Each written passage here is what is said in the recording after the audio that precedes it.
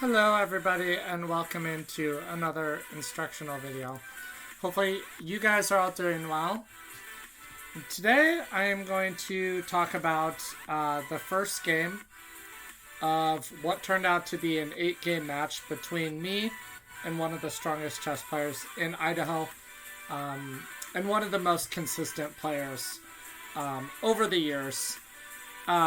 My opponent is 19-time state champion Larry Parsons, currently sporting a USCF rating of 2000, with a peak rating of over 2200. Typically, just I have the utmost respect in the world for this guy because of his consistency over the years. To this day, I do not think that I have ever seen him lose more than one game in a row. He will give up draws. He will give up more draws nowadays, especially to lower rated people, but he very rarely loses. And to this point, I had probably played him 4 to 5 times in my life, but we had only ever played 2 to 3 games where I was somewhat in his rating range. What I mean by that is the first 2 or 3 games I ever played against him, I was below 1500. And although I lost those games, I did put up a decent fight. And then we had kind of a long lapse where we never played each other before we met in the 2014 Idaho Closed, where I was able to play a solid game. And because of the tournament scenario, I was able to offer him a peaceful draw, and I went on to win that state championship. I can only think of one other game I played against him. I also had the black pieces where I was a Class A USCF rated player, and I lost that game. Played a very, very good opening and then blundered right out of the opening, and lost that game pretty easily. So a couple of years ago, I approached him about challenging him to some sort of match. I just thought it would be really, really fun to play against one of the best players in the state, and one that's been around for so long. And we were finally able to make that happen. The criteria for that match were played in a tournament style, so we had 30 moves in 90 minutes. He uses a older clock, so instead of a delay of 5 seconds, we just add 5 minutes. So, like, 95 minutes for 30 moves, and then sudden death in 30. And we tried to keep it to a game a week, usually on Friday afternoons, but because of work and because of him having life stuff, at times we'd have to go a week or two in between games. And then the last thing about that was it was to 5 points. So I'm going to show you the first game played in that match. I had the black pieces. I knew he was going to open with d4 or c4 because he's a very positional player. I don't think I've ever seen him play e4.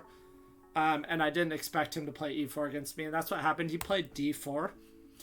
And my strategy for the match was basically I wanted to try to get a Nimzo style position, or Queen's Indian was what I was aiming for. So I played knight f6, and the idea behind knight f6 is I'm just waiting to see what he's going to play before I commit to the line I want to play. Knight f6 is just typically a high quality, useful waiting move by black against d4. And he played c4. At this point, I only have the 4 to 5 games we've played in our life against each other. And I'm really not sure how he's going to proceed. I wanted to play a Nimzo. I really wanted to play a Nimzo. I've spent a lot of time on that. So I played e6, and the idea of the Nimzo obviously is knight c3, you're going to play bishop b4. But at this point, he played knight f3. So I really wasn't sure how I wanted to proceed at this point. Bishop b4 is obviously not a Nimzo, it's a Bogo Indian. In which case he's probably planning to reply bishop d2. And I know a couple of different responses to the move bishop b4 and bishop d2. But I didn't know theory like on a deep level, so it definitely would have been a big feeling out. So I decided to not play bishop b4 right away and just see if he was going to play knight c3 at some point. And I played b6, so obviously this is the Queen's Indian. We just want to post up my bishop on b7. I'm delaying, obviously moving my dark squared bishop. I'm hoping he plays knight c3 and then I can get back to a Nimzo Indian. And at this point, he plays g3. So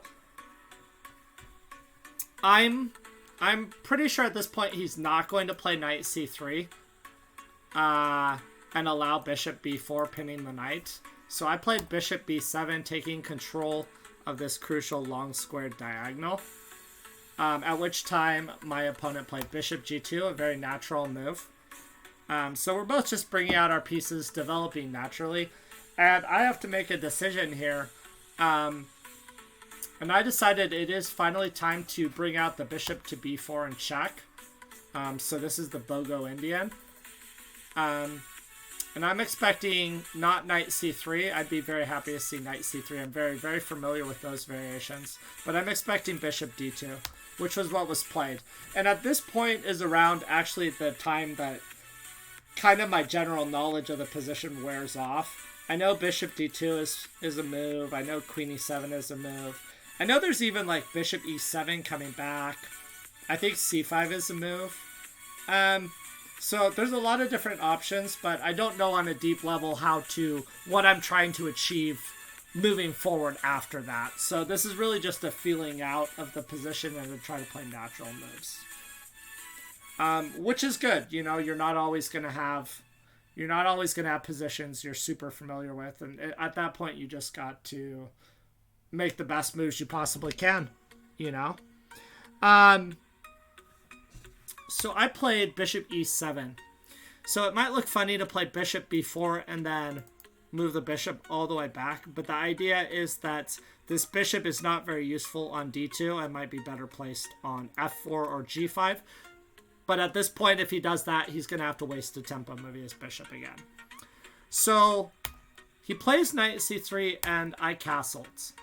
So pretty thematic development. I have both my bishops out, my knight, my rook is out. Just everything you can ask for, everything I would teach my students to do in their games, and I was expecting castles, which is what happened. And here I had kind of a few different options going through my head. I'm definitely looking at pawn breaks, c5, d5 stuff. One of the things I do have to watch out for is if I go d5 at the wrong point, there's probably going to be knight e5. And this pressure here on this diagonal means I'm not going to be able to take on c4 because my bishop's going to be hanging.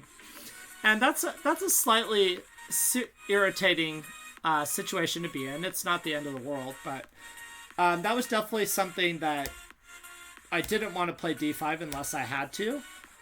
But at this point, what else can I do? c5 was a move that popped into my head. But then there is this interesting little pawn sack, d5. And on pawn d5, white can move his knight somewhere. Knight e5, knight g5, knight e5. And the idea is that white just wants to take back on d5. Again, we can't take on c4 because we're going to lose our bishop. And then we're going to lose our rook, and we're going to be down in material. So, yeah, this pin could be slightly annoying, and you have to handle it carefully if you decide that you're going to allow d5 in that scenario. So I did play c5, knowing he was probably going to play d5, which is what he played. And my idea was I'm going to take back on d5. That's pretty natural. And then he played knight h4. Again, if we take on c4, we lose our bishop. And he wants to post his knight up on f5. Get it real close to our king. So here I have to play carefully. And I decided to play knight e4. So I'm breaking that pressure on the light square diagonal that white has. And I'm attacking his knight on h4 twice with the queen and the bishop. So he makes a natural move, knight f5. And he's just saying, take on c4, you're going to lose your knights. Push d4, I'll take on e4 with my knight, and you'll just be down a piece. So at this point, I felt like my best option was probably going to be to capture on c3 or d2. Either this move or the next move, I played d6, knight d5, and now he's threatening. He's got 2 attackers on our bishop. I only have 1 defender, and it's the queen. He's also threatening my knight on e4. So I'm basically committed to making a capture here in order to not lose material. So I played bishop d5. I'm defending my knight. And he plays knight he takes on d5. The other option was to play knight e7 first. Queen e7 and then cd5. Both lead to the same type position. Here I played knight d2. It doesn't really do anything for me to bring my knight backwards.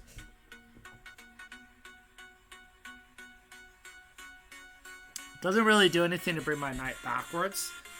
And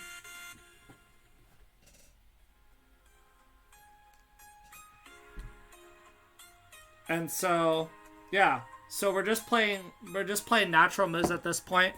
I would say objectively it feels like white is a little bit better, but black has a solid position. After knight e7, check, queen e7, and then queen d2. And here I had a lot of moves that popped into my head.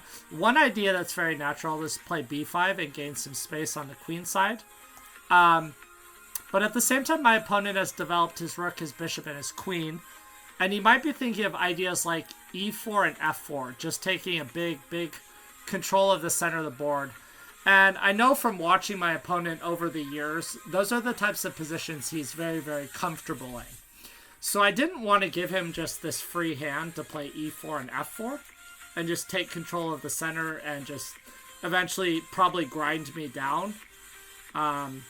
So I played f5. The idea is to crack down on this e4 square. My opponent played a very, very strong move. Pawn e4. And he basically just says, just take the pawn on e4. Take the pawn on e4, fe4. I'm going to bring a rook to the open file.